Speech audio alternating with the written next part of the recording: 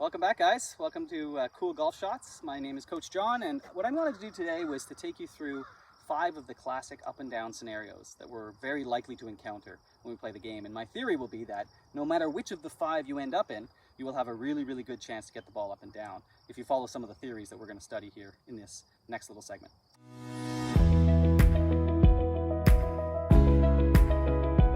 Okay, so one of the first scenarios you're going to come to when you're striking the ball well is you're going to leave yourself with a situation that's playing somewhat uphill.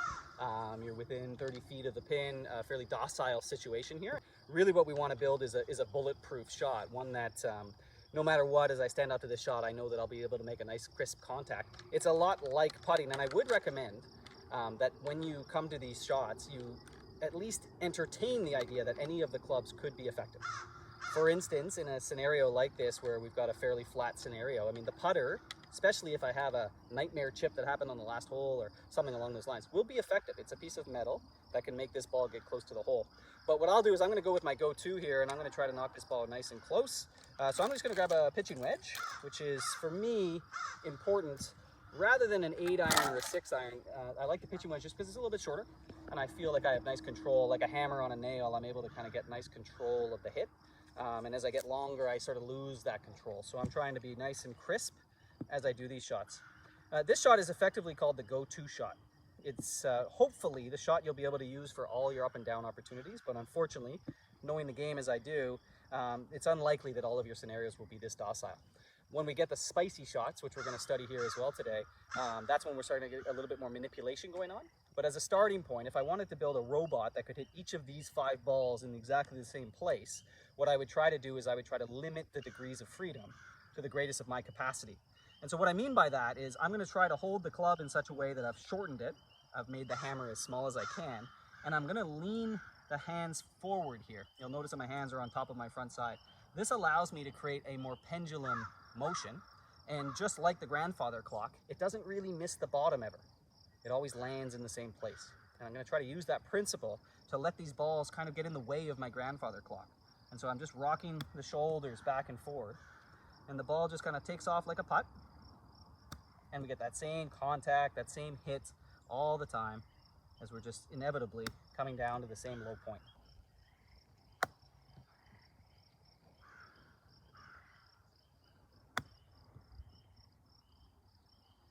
The short game is a special place. There is an art to the short game for sure. You're going to want to use your creative license as much as possible. But if I had to give you the 3 suggestions, this is what they would look like. Number 1, move the ball back in your stance, because it's really easy to touch the ground in the same place when it's there.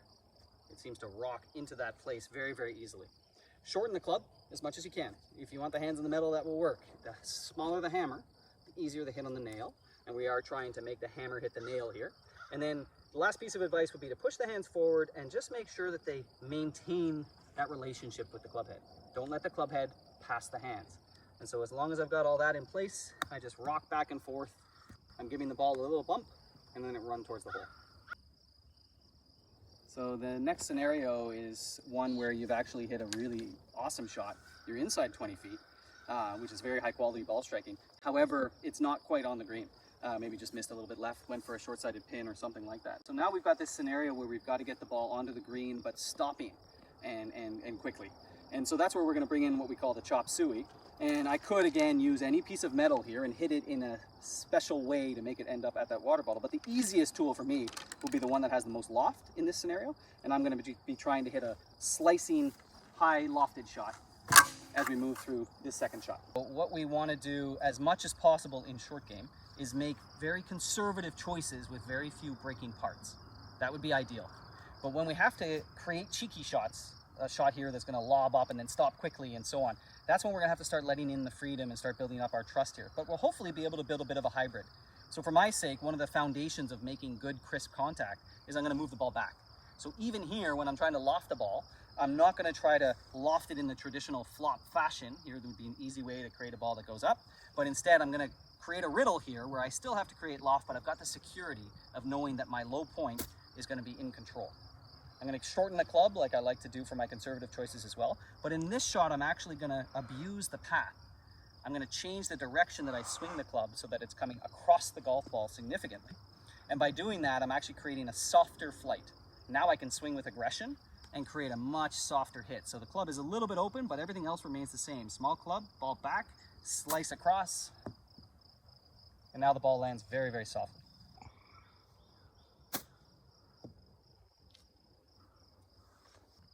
So there's a hint of conservatism, even though there is a temptation to hit these shots with a lot of fluidity and so on.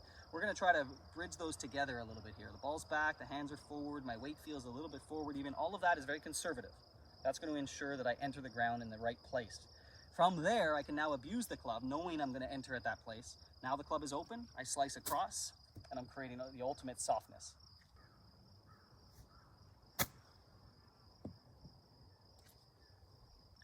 A sensation that I feel as I do it is that the club is being held open, like a tennis racket drop shot. I'm trying to like hold this open as I enter through the ground, rather than allowing it to sort of turn over. So that's really why the slice feeling becomes so attractive, and this is why we call this shot the Chop Suey. Club is open, I chop across, and now I've created a very soft shot with very conservative choices.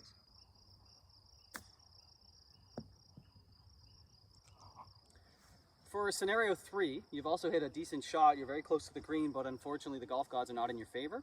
The ball has come to rest in a very, very difficult lie. Kind of covered up in other grass, sitting down a little bit and so on. So the capacity for us to return the club in a smooth fashion through impact is now compromised. And so we're going to have to make some adjustments there. And my argument would be that in this scenario, we like to pull out what we call the ice cream scoop. And I'll show you how that's done. So with the ice cream scoop, the real change that we're going to make here is we're going to try to make the club very, very upright so that it has a very steep descent down into the golf ball. The further away I get, the more flattened it will be, the more effectively friction with the grass it's going to have. So we're going to try to bring this up as much as we can. And then what we also do is we kind of toe the club in here a little bit. And now we've got this like razor sharp corner that we're going to hit the ball with. And that becomes our ice cream scoop. So it'll look like this. On a typical shot, I would set up similar to this. Now I'm going to change all of that, bring the club really, really short, and now I've got just the toe of the club hitting into the ground. Very steep, and now we've got a nice rolling chip, very conventional like the other ones, although done with an ice cream scoop in this case. And so as I approach into this golf ball, I'm just getting a little bit closer, tilting my club up. I've got a nice short club here, and I'm just going to use the front edge of my club to dig in and create that roll. You'll notice the marks on the club here. If you notice the grass stains, that's the recent shot, and that's done almost directly off of the toe as I tilted the club inwards like this. So in scenario 4, we're a little bit further away from the flag here, almost like our first shot, the bump and run or the go-to shot. When the ball comes to rest in the rough, we do have a slightly complicated bump and run scenario here, but I am going to choose, if not the same club I used for that, I might add just a little bit of loft. So in this case, I'll use sort of a mid-wedge, a 54 degree in this case. But what I really need to do that's different, you know, our foundation will be the same. I'm going to kind of plant my back foot and make sure the ball's in alignment with it. I'm going to make sure that as I set up, I've got a shortened club to make the hammer a little bit smaller. And then I'm also going to, in this case, lean my hands forward here and try to maintain that. But the one difference when I add grass, rough, lots of water, is I need to now accelerate at a much higher rate. So I want to make choices with my swing length and with the approach to the shot that's going to allow me to be accelerating at a greater rate than I would on a fairway lie. And so it'll look a little bit like this as I do the practice stroke. I'm trying to really cut through there and almost see the finish position is like exaggerated through. That's going to make up that little bit extra pressure that we need to get the ball to travel the distance we like.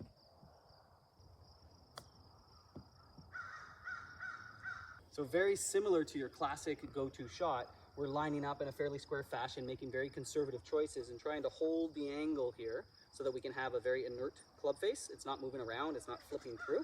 We don't need to add any loft or anything like that. But we do have to remember to accelerate here. It'll be really devastating if we start to slow down, likely from fear or anxiety. So you kind of got to fake it till you make it in short game and be very confident as you go about here. Take a few practice swings, get a feel for the grass. That's the speed I want. Step in, hold the wrists, and create that speed. And you'll get a nice crisp hit, and we get a bump and run out of the rough. The possibilities in short game selection are variegated and limitless, but hopefully we've encapsulated sort of the 5 core shots that you might encounter. The other one, and we've started to, from the first ones where we've got that sort of classic lies, we're getting into the more unlucky stuff here. Sometimes we hit a really nice shot, but our ball comes to rest right against the collar.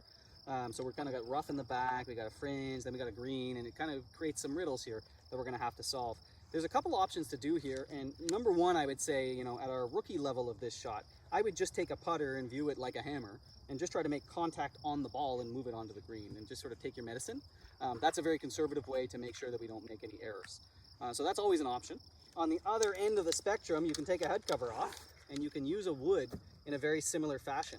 So as I take the head cover off this guy and I lay the club down behind it here, you'll see I can kind of get a little bit more weight on the grass tips there. I might be able to get a little bit of a cleaner hit than I would with a putter. Although I must admit that, that most putters are quite heavily bladed, and some of them are so big, they're even bigger than a 3-wood, that they can give that same advantage, and the putter is shorter. But actually for me, I like to put a little bit of art into it, and so what I'll do is I'll grab one of my wedges and I'll use the belly of the wedge, and therefore I've got this sort of hovering feel. And lucky for me, I spent a lot of time on a golf course, and you learn to putt with a ball on the green, which is a fantastic drill, which you'll see in our other videos. So I can use that skill now of being able to hover my club up in the air, and all of a sudden now it's really just a simple putt as I'm just rolling the ball down like I've got a putter in my hand. I'm hovering the club now above the trouble. There's very little friction available to me here, so I have less to worry about. I can just kind of return the club down into that space and I'll get a nice clean hit on it.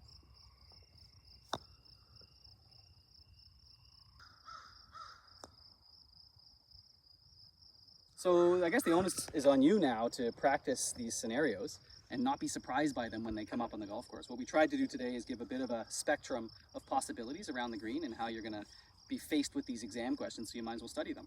And so when you're practicing, be comfortable to go into those 5 scenarios. You can create a game where you've got one shot of each of those 5 scenarios and so on.